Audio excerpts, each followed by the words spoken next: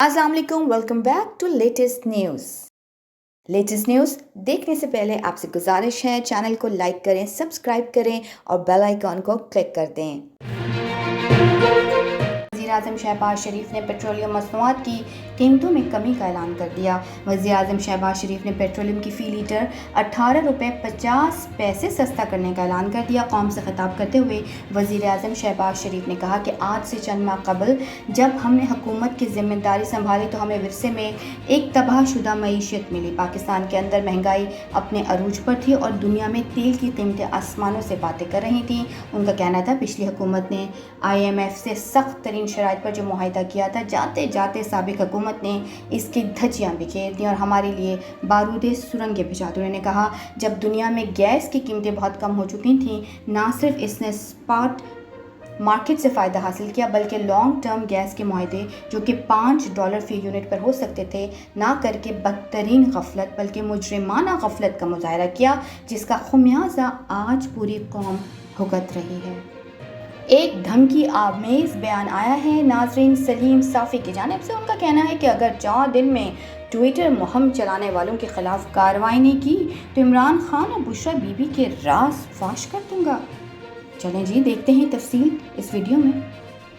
Senior सहाफ़ी सलीम साफ़ी ने तहरीक इंसाफ की चेयरमैन इमरान खान और इनकी अहलिया बुशरा बीबी को 4 रोज़ की मोहलत देते हुए कहा कि अगर कराए के लोगों के खिलाफ कार्रवाई ना हुई और मेरे खिलाफ झूठी मुहिम बंद ना की तो मैं इन दोनों मियाँ बीवी के राज फाश कर दूंगा। उन्होंने इमरान खान और बुशरा बीबी को 4 दिन की मोहलत देते हुए कहा कि अगर इन 4 दिनों में उन्होंने इनके खिलाफ कार्रवाई नहीं की तो मैं भी इन किस्सों को मंजर आम पर लाने पर मजबूर हो जाऊंगा जो मोनिका ख़ानदान DGI-SI के मामले में जादू टोनों के किरदार और इसी तरह की बेतहाशा वाक़यात से मुताल्लिक़ हैं। ट्विटर पर जारी एक तवील तहरीर में सलीम साफ़ी ने दावा किया कि इनके पास साबिक वज़ीर-ए-आज़म इमरान खान और उनकी अहलिया बुशरा बीबी के बहुत सारे खुफिया राज मौजूद हैं जिन्हें आज तक उन्होंने अपनी पख्तून रिवायत के पेश नज़र बेनकाब नहीं किया। उनका कहना था कि जितना मुमकिन हो सका मैं 100% PTI के नक्श कदम पर नहीं चलूँगा, मुमकिन हद तक अपनी ख़ानदानी मशरक़ी इस्लामी और सहाफ़ती असूलों का ख्याल रखूँगा। अब आप मियाँ बीवी की मर्ज़ी है कि जो फ़ैसला करना हो करें। उन्होंने कहा कई साल पहले आप लोगों को अपने कौल और अमल से समझाने की कोशिश की, लेकिन अगर आप लोगों ने ये मैदान चुन लिया है और इसकी लपेट में आप मज़हब, मुल्क और कौमी मफाद को भी लेकर आए हैं तो फिर यूं ही सही और मैं भी आप लोगों की असलियत सामने लाने के लिए बादल नख्वास्ता इस तरह चला जाऊँगा। उनका मज़ीद कहना था कि अब हज से वापस आकर मैं हज की पाबंदियों से आज़ाद हो गया हूँ और 4 दिन बाद वो तफसीलात बयान करना शुरू कर दूंगा जो मैं अभी तक सब्र से काम लेके मशरक़ी इक़्तिदार का पास रखते हुए बयान नहीं कर सकता था। आजकल हम एक अल्फ़ाबेट ज़रूर सुन रहे हैं इमरान खान से, X और Y। ये X और Y क्या है ये तो बाद में पता चलेगा, लेकिन एक बयान X और Y को के बारे में सामने आ गया है। फवाद चौधरी का बयान आया है कि X और Y को चाहिए कि वो कुछ ना करें। साबिक वज़ीर इत्तलात फवाद चौधरी ने कहा है कि इस्टेब्लिशमेंट मुल्क के निज़ाम का हिस्सा है, इसके साथ बातचीत होती रहती है। X और Y को चाहिए कि वो कुछ ना करें। उनका कहना था कि ज़िमनी इलेक्शन में धांधली का मुकम्मल बयानिया सामने आ गया है।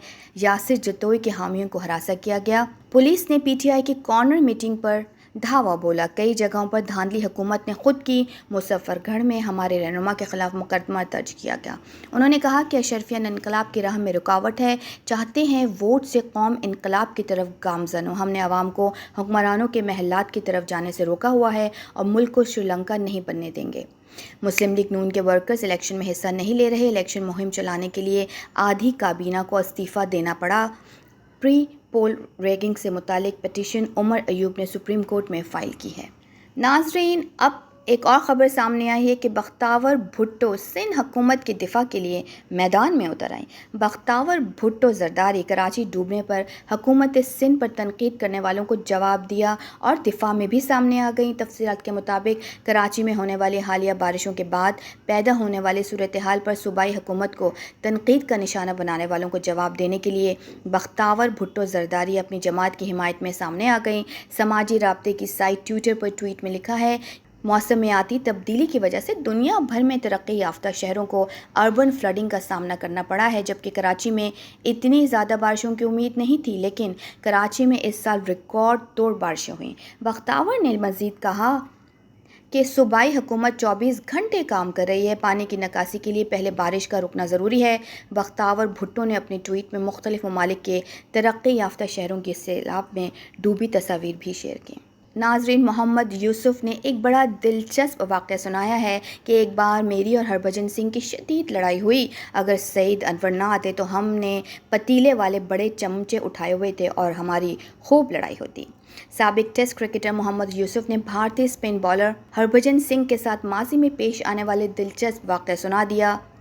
ایک اسپورٹس پروگرام میں گفتگو کرتے ہوئے محمد یوسف نے بتایا کہ 2003 میں ان کی ہربھجن سنگھ کے ساتھ شدید لڑائی ہو جاتی اگر عین وقت پر سعید انور نہ آتے۔ انہوں نے بتایا ہربھجن سنگھ کو انہوں نے مذاق میں ایسی بات کہہ دی جو ٹی وی پر نہیں بتائی جا سکتی۔ اس پر لوگ ہنسنے لگے۔ اس کے بعد پاکستان اور انڈیا کا میچ ہوا تو ہربھجن سنگھ کو نہیں کھلایا گیا۔ وہ ثقلین مشتاق کے بڑے مداح تھے اور باہر انہی کے ساتھ بیٹھے ہوئے تھے، جہاں ثقلین نے ایک بار پھر وہی بات دہرا دی۔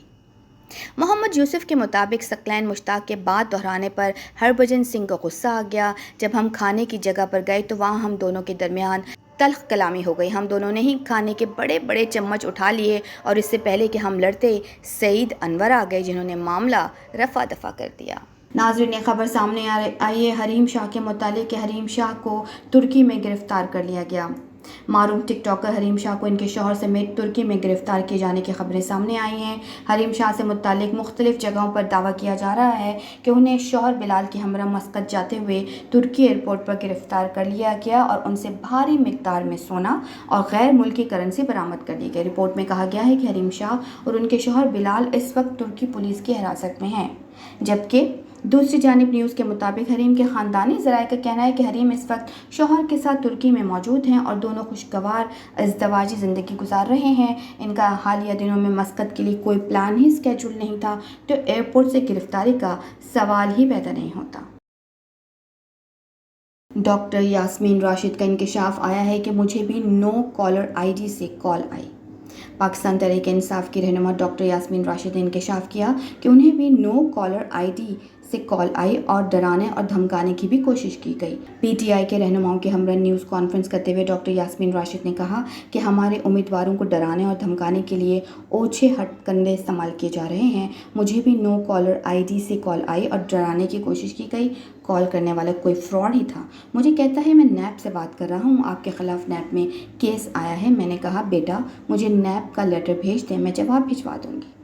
ڈاکٹر یاسمین نے کہا کہ رانا ثناء اللہ سوشل میڈیا سے گھبرا رہے ہیں، کہتے ہیں سوشل میڈیا پر ان کی بدنامی ہو رہی ہے۔ میں پوچھنا چاہتی ہوں کہ ویسے بدنامی نہیں ہو رہی، کوئی بات کسی سے ڈھکی چھپی ہے کیا؟ عابد شیر علی کے والد ان کی پارٹی کے رہنما تھے، انہوں نے ہی کہا کہ رانا ثناء اللہ نے 18 سے 20 قتل کیے ہیں۔ ثانیہ ماڈل ٹاؤن کو ساری دنیا جانتی ہے۔